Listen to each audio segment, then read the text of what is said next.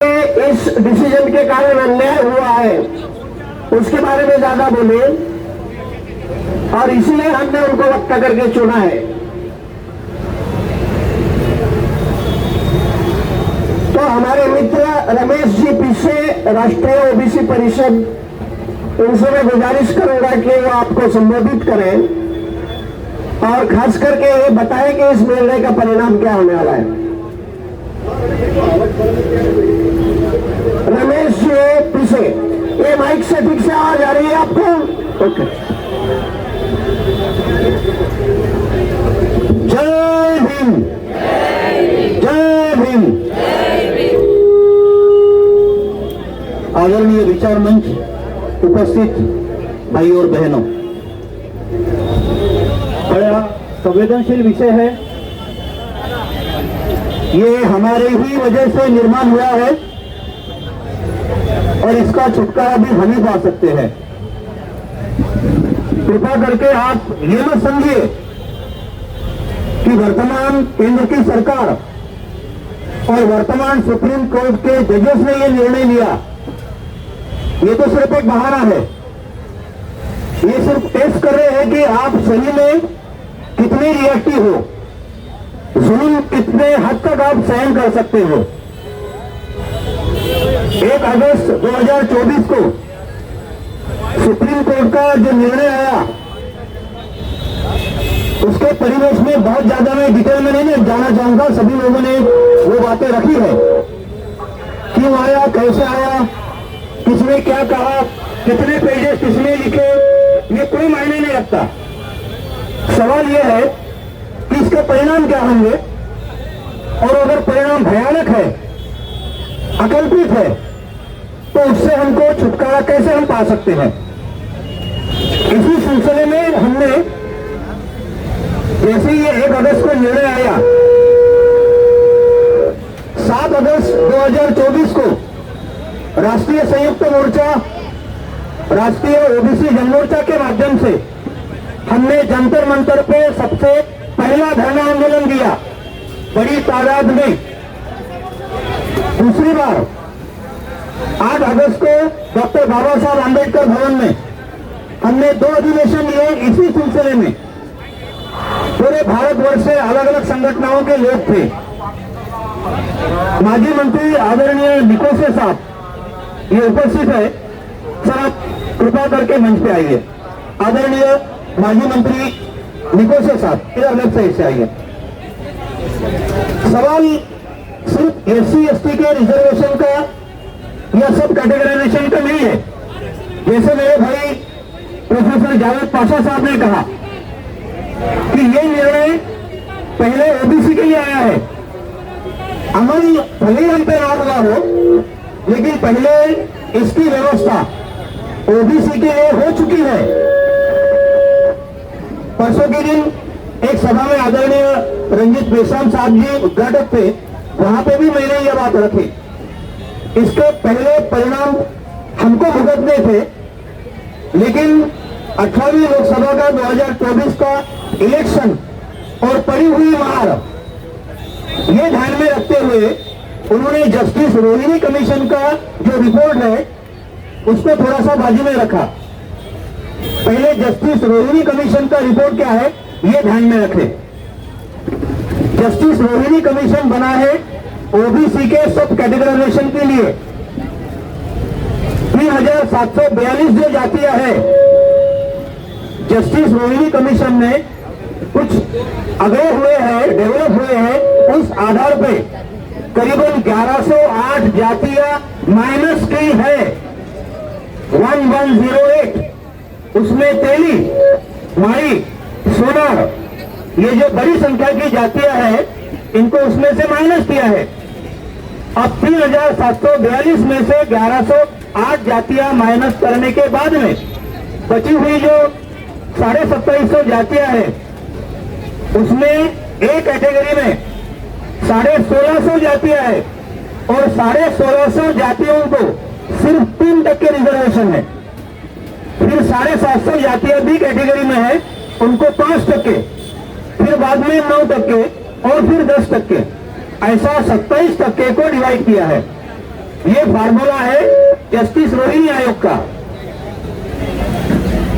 Bifurcation के साथ में क्रिमिनल तो ओबीसी के साथ में पहले ही था। मैं आपको ये भी इंफॉर्मेशन दे दूं, मंडल आयोग जब लागू हुआ हम थोड़े से खुश हो गए। ये एससी एसटी के संघर्ष के बदौलत ही लागू हुआ, ये भी हम मानते हैं और ये ओबीसी ने मानना चाहिए। All OBC must be very very thankful to doctor Baba Saheb Ambedkar and BP मंडल साहब। अगर मंडल साहब और बाबा साहब का संविधान नहीं होता तो ओबीसी का बंदा रमेश पिसे और जावेद पाशा ये मंच पे नहीं होते। लेकिन जैसे ही इंदिरा साहनी का केस सामने आया और क्रिमिनल लाया, पहले हमारा शिक्षा और नौकरियों में रिप्रेजेंटेशन 12.5% था और जब से ये क्रिमिनल लागू हुआ तो ये परसेंटेज 4.5% पे आ गया।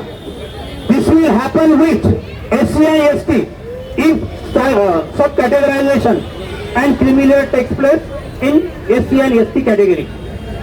ये अगर SC और ST में सब कैटेगराइजेशन लागू हुआ और क्रिमिनल लागू हुआ तो आप समझ के चलो कि जितने हमारे पढ़े लिखे लोग यहाँ बैठे हैं इनकी अगली पीढ़ी यहाँ पे नहीं बैठेंगी।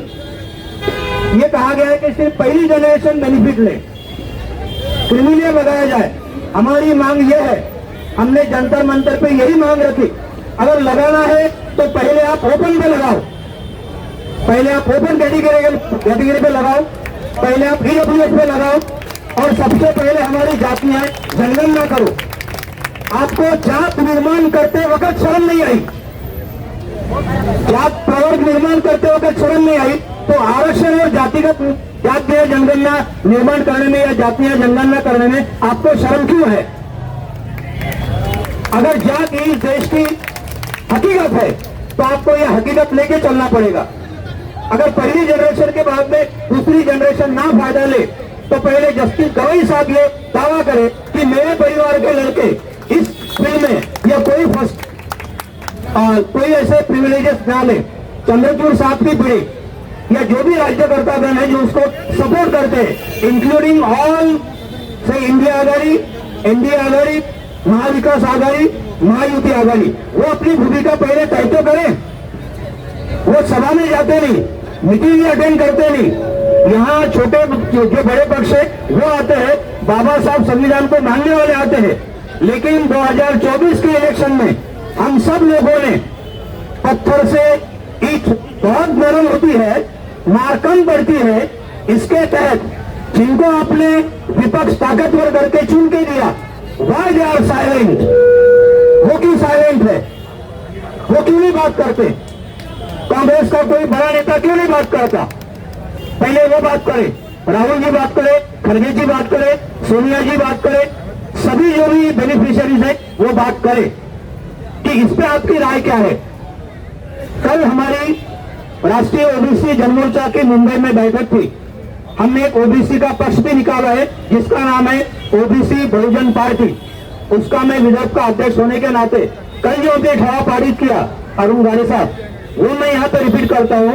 ओबीसी बहुजन पार्टी और ओबीसी राष्ट्रीय ओबीसी जनमोर्चा ये डिक्लेयर करता है कि SC ST का सब कैटेगराइजेशन, SC ST में किसी भी प्रकार का क्रिमिनल की मर्यादा और कंडीशन फॉर जनरेशन की नहीं लागू होनी चाहिए, किसी हालत में नहीं लागू होनी चाहिए।